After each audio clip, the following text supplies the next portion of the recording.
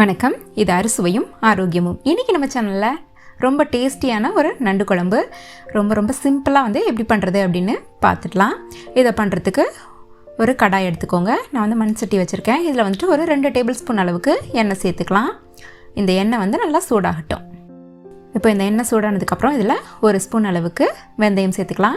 இந்த வெந்தயம் நல்லா பொரிஞ்சு நல்லா செவந்து வரணும். அப்போ தான் நமக்கு கசப்பு இருக்காது சாப்பிடும்போது. இந்த வெந்தயம் நல்லா பொரிஞ்சிருச்சு. இந்த டைமில் நான் சின்ன வெங்காயம் பொடி பொடியாக கட் பண்ணி வச்சுருக்கேன். நல்லா குறுக்க கட் பண்ணி வச்சுருக்கேன். கிட்டத்தட்ட ஒரு 15 வெங்காயம் இதை சேர்த்து நல்லா வதக்கிக்கலாம். இப்போ பார்க்கும்போது நிறைய இருக்கிற மாதிரி இருக்கும், ஆனால் வதங்கினதுக்கப்புறம் ரொம்ப கம்மியாயிடும். இது நல்லா அந்த ப்ரௌன் கலர் வர வரைக்கும் நல்லா வதக்கிக்கோங்க.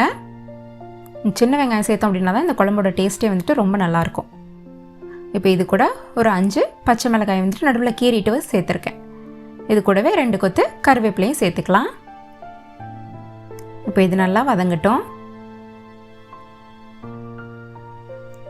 ஒரு 4-5 மினிட்ஸில் இந்த வெங்காயம் நல்லா வதங்கி வந்துடும். இந்த அளவுக்கு வதங்கணும்.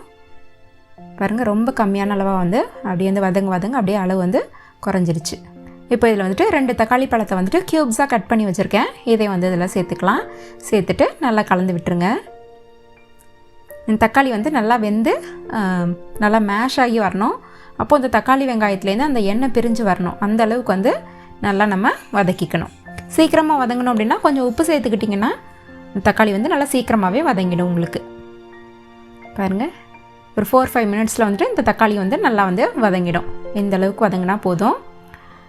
இந்த டைமில் நான் நண்டை நல்லா க்ளீன் பண்ணி வச்சுருக்கேன். ஒரு 1/2 கிலோ எடுத்து நல்லா கழுவிட்டு மஞ்சத்தூள் போட்டு நல்லா வாஷ் பண்ணி எடுத்து வச்சுருக்கேன். இதை இந்த டைமில் நம்ம சேர்த்துக்கலாம்.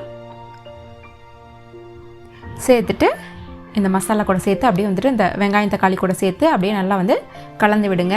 நம்ம வதக்க அந்த நண்டோட கலர் அப்படியே சேஞ்ச் ஆகும். நல்ல ஒரு ஆரஞ்சு கலர் மாதிரி மாறி வரும். அது வரைக்கும் நம்ம நல்லா வதக்கிக்கணும். அப்போ தான் நண்டு குழம்போட வாசனை ரொம்ப நல்லாயிருக்கும். மற்ற இறால் குழம்பு, மீன் குழம்புலாம் குழம்பு நல்லா கொதிச்சதுக்கப்புறம் தான் நம்ம மீனையோ அல்லது இறாலையோ சேர்ப்போம். ஆனால் நண்டு குழம்புக்கு மட்டும் நம்ம இந்த மாதிரி முன்னாடியே போட்டு இந்த தாளிப்புலேயே சேர்த்து நல்லா வதக்கணும். அப்போ தான் குழம்பு நல்ல வாசனையாக இருக்கும். பார்த்திங்கனாலே தெரியும், ஓரளவுக்கு சூடு ஏறினதுக்கப்புறம் அந்த நண்டோட கலர் கொஞ்சம் கொஞ்சமாக நல்லா மாற ஆரம்பிச்சிடுச்சு. நல்ல ஒரு ரெட் கலர் மாதிரி வரும். அந்த அளவுக்கு நல்லா வதக்கிட்டு அதுக்கப்புறம் நம்ம மற்ற பொருட்களெல்லாம் சேர்க்கணும். பார்த்திங்கனாலே தெரியும், அங்கங்கே அப்படியே கலர் அந்த ப்ளூ கலரில் இருந்தது எல்லாமே பார்த்திங்கன்னா அப்படியே ரெட் கலருக்கு மாறி வந்துடுச்சு. இப்போ பாருங்கள், நண்டு எந்த அளவுக்கு அப்படியே செவந்து வந்துடுச்சுன்னு, அதோட ஓடு எல்லாமே நல்லா செவந்து வந்துடுச்சு. பாருங்கள், அந்த எண்ணெயும் அந்த தக்காளி வெங்காயத்துலேருந்து நல்லா பிரிஞ்சு வந்துடுச்சு. இந்த அளவுக்கு வதக்கிக்கணும். இது நல்லா வதக்கினதுக்கப்புறம் இதில் ஒரு எலுமிச்சம்பழம் அளவுக்கு புளி எடுத்து அதை நல்லா கரைச்சி அதோட ஜூஸ் மட்டும் எடுத்து வச்சுருக்கேன். அதை இதில் சேர்த்துக்கலாம். சேர்த்ததுக்கப்புறம் உங்களுக்கு எந்த அளவுக்கு குழம்பு தேவையோ அதுக்கு தேவையான அளவுக்கு தண்ணீரையும் இதில் சேர்த்துக்கலாம். நான் மொத்தமாக புளி தண்ணியோடு சேர்த்து 3 கப் தண்ணி ஆட் பண்ணியிருக்கேன். இதை ஒரு தடவை நல்லா கலந்துடலாம். இப்போ இதுக்கு தேவையான மசாலா எல்லாம் போட்டுடலாம். நான் 2 ஸ்பூன் அளவுக்கு மிளகாய்த்தூள் சேர்த்துக்கிறேன். உங்களுக்கு காரம் வேணும்னா இன்னும் கூட நீங்கள் சேர்த்துக்கலாம். இந்த மாதிரி ஒரு ஸ்பூனில் 2 ஸ்பூன் ஆட் பண்ணியிருக்கேன். அப்புறம் மல்லித்தூள், சோம்பு, சீரகம் இது எல்லாமே சேர்த்து அரைச்ச மல்லித்தூள். இதுவும் வீட்டிலே அரைச்சது தான். அதோட லிங்க் எப்படி செய்கிறதுங்கிற லிங்க் டிஸ்கிரிப்ஷனில் கொடுக்குறேன், செக் பண்ணிக்கோங்க. இது ஒரு 3 ஸ்பூன் அளவுக்கு மல்லித்தூள் சேர்த்துக்கலாம். இதில் நம்ம தேங்காய் சேர்க்கலை. உங்களுக்கு வேணும் அப்படின்னா நீங்கள் தேங்காயும் அரைச்சி இந்த டைம்லேயே சேர்த்துக்கலாம். நம்ம இந்த மல்லித்தூள் மட்டுமே போதுமானது. குழம்பு நல்லா திக்காக நல்லா கெட்டியாக வந்துடும். இந்த மாதிரி வைக்கும்போது டேஸ்ட் ரொம்ப நல்லாயிருக்கும். தேங்காய் அரைச்சி வச்ச அந்த குழம்பு நம்ம சேனலில் ஏற்கனவே போட்டிருக்கேன். அதோட லிங்க்கும் கொடுக்குறேன்.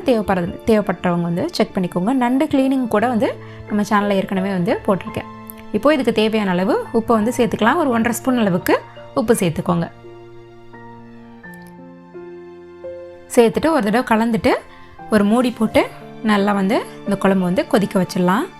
இதில் உள்ள அந்த எண்ணெயெல்லாம் பிரிஞ்சு நல்லா கெட்டியாக வர வரைக்கும் நம்ம நல்லா கொதிக்க வச்சுக்கணும். இப்போ ஒரு 5 மினிட்ஸ் ஆகிடுச்சு. பாருங்கள், குழம்பு நல்லா கொதிக்குது.